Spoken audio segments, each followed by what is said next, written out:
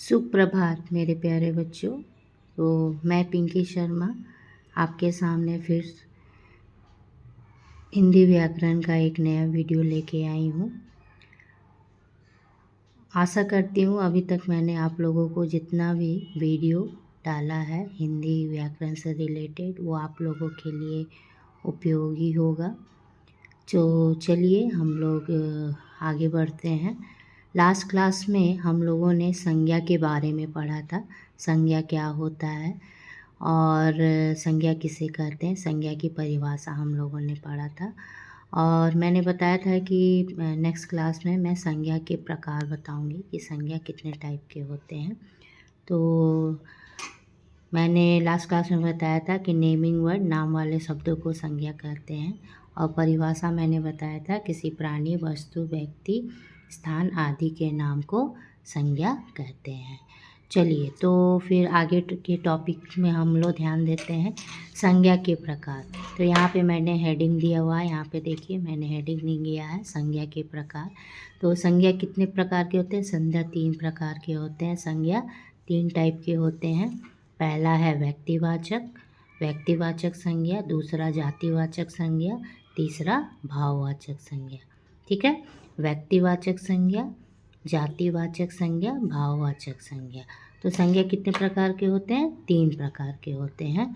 पहला व्यक्तिवाचक, दूसरा जातिवाचक और तीसरा भाववाचक। तो ये 1 बाय 1 हम लोग सारे प्रकार के संज्ञा के बारे में पढ़ेंगे कि व्यक्तिवाचक संज्ञा क्या होती है और एग्जाम्पल, और उस व्यक्तिवाचक संज्ञा का उपयोग हम लोग वाक्य में कैसे कर सकते हैं, जातिवाचक संज्ञा एंड भाववाचक संज्ञा। तो चलिए सबसे पहला है व्यक्तिवाचक संज्ञा। व्यक्तिवाचक संज्ञा के बारे में जानते हैं। अब यहाँ पे देखिए व्यक्तिवाचक संज्ञा का मैंने डिफिनीशन लिखा है विद द एग्जाम्पल। तो यहाँ पे देखिए व्यक्तिवाचक संज्ञा के परिभाषा अगर आपसे कोई पूछे, व्यक्ति का मतलब क्या होता है? पर्सन को हम लोग हिंदी में क्या बोलते हैं? व्यक्तिवाचक संज्ञा। पर्सन यानी मतलब किसी इंडिविजुअल का नाम। मैंने लास्ट क्लास में जब संज्ञा की परिभाषा आप लोगों को मैं समझा रही थी तो मैंने बताया था कि सभी भी इस यूनिवर्स में, इस वर्ल्ड में जितने भी थिंग है, जितने भी पर्सन है, जितने भी मतलब कोई भी चीज़ है, उसका एक इंडिविजुअल आइडेंटिटी है और उस इंडिविजुअल आइडेंटिटी को हम लोगों ने नाम से संबोधित किया है। जैसे पहाड़ है, तो अगर मैं पहाड़ बोलूँ तो आप समझोगे ना, हाँ उस चीज़ का नाम पहाड़ है। नदियाँ हैं, ठीक है। तो इसी तरह संज्ञा का मतलब क्या है? नेमिंग वर्ड, नाम। मतलब आप किसी चीज़ का नाम दे दिया, उसको नाम से संबोधित कर रहे हैं। तो यहाँ पे व्यक्तिवाचक संज्ञा मतलब जो किसी व्यक्ति, स्थान या वस्तु का बोध कराती है। जो किसी व्यक्ति, स्थान या वस्तु का बोध कराती है। मतलब कि मैंने आपको बताया था कि जैसे कि मेरा नाम मैं हिंदी की शिक्षिका हूँ, मेरा नाम पिंकी शर्मा। तो यहाँ पिंकी शर्मा क्या हो जाएगी? व्यक्तिवाचक संज्ञा। क्यों व्यक्तिवाचक संज्ञा? मैं हिंदी की शिक्षिका हूँ लेकिन मेरा नाम क्या है? मेरी एक अलग इंडिविजुअल आइडेंटिटी क्या है? क्यों आइडेंटिटी क्या है? कि मेरा नाम पिंकी शर्मा है। तो ये व्यक्तिवाचक हो गया। तो किसी व्यक्ति यानी पर्सन, स्थान यानी प्लेस, ठीक है। जैसे कि दिल्ली, नागपुर, लखनऊ, बेंगलोर। आप किस शहर में रह रहे हो? बेंगलोर, हैदराबाद। ये सब एक स्थान, एक प्लेस का नाम है। तो उस प्लेस जगह का नाम आपने दे दिया दिल्ली, आगरा, जो भी। तो ये दिल्ली, आगरा, पटना, वाराणसी, ये सब क्या हो जाएंगे? आपका स्थान में आ जाएंगे। और ये सारे जो नाम मैं आपको गिनवा रही हूँ ये सारे व्यक्तिवाचक में आ जाएंगे। वस्तु यानी थिंग का नाम, किसी चीज़ का नाम। जैसे कि मैंने कल बोला था टेबल बोला था ना, हाँ। किसी थिंग का नाम, कुर्सी। क्लास तो तीसरी कक्षा। ये सब क्या हो जाएगी? व्यक्तिवाचक संज्ञा में आ जाएगी। तो अगर व्यक्तिवाचक संज्ञा की परिभाषा अगर आपको देखना है तो जो किसी व्यक्ति, स्थान या वस्तु का बोध कराती है उसे व्यक्तिवाचक संज्ञा कहते हैं। एग्जाम्पल में मैंने लिखा है जैसे राम, गंगा, पटना आदि इत्यादि।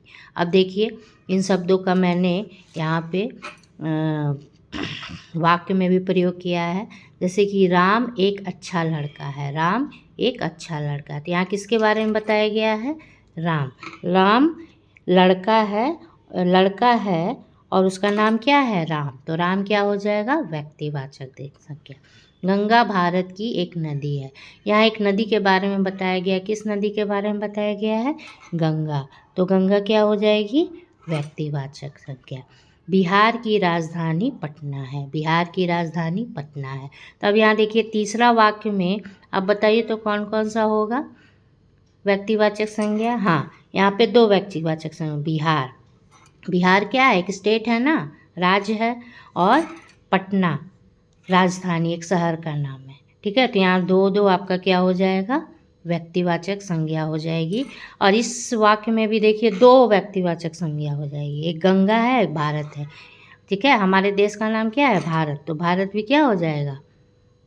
व्यक्तिवाचक संज्ञा। समझ में आ गया? तो आप डिफ्रेंशिएट कर सकते हो। ठीक है, हाँ।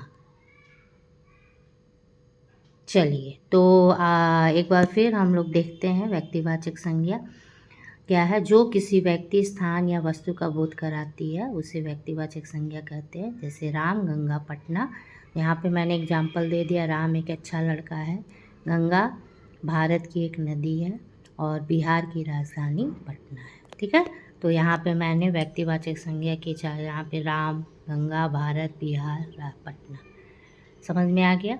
चलिए, नेक्स्ट क्लास में मैं जातिवाचक संज्ञा के बारे में आप लोग को समझाऊंगी। धन्यवाद।